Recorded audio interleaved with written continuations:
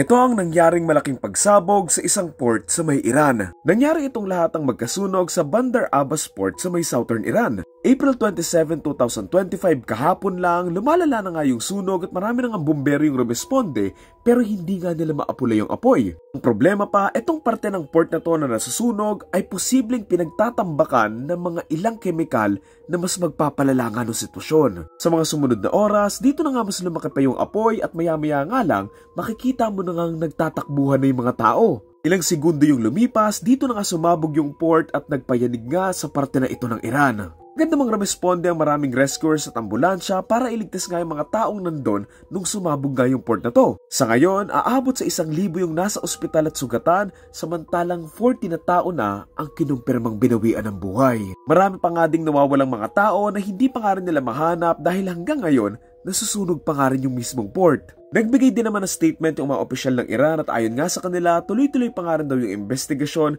pero posible nga daw na may mga chemicals na naka-imbak doon sa parte ng port na yun kaya nung nasunog, ito nga yung naging dahilan para sumabog ito. Ngayon, hinihintay daw muna nilang tuluyang maapula nga itong apoy at pagkatapos ito, dito nga lang daw nila tuluyang malalaman kung bakit nga ba ito nangyari. Dahil nga rin sa nangyari, nag-declare na rin sila ng state of emergency dahil nga sa masamang epekto sa hangin nung pagsabog na to. Inayuhan din nila yung mga taong nakatira malapit doon sa may port at sinabihan nga nila huwag daw nga munang lumabas, sarado daw muna yung mga bintana at magsuot palagi ng mask dahil meron daw ngang masamang epekto sa hangin yung mga usok galing sa sunog na to. Kung nakita ko yung nangyaring to, naalala ko yung nangyari sa may Beirut noong 2020. The port, the chemicals, yung malaking pagsabog and yung maraming biktima, halos kaparehas na lang din.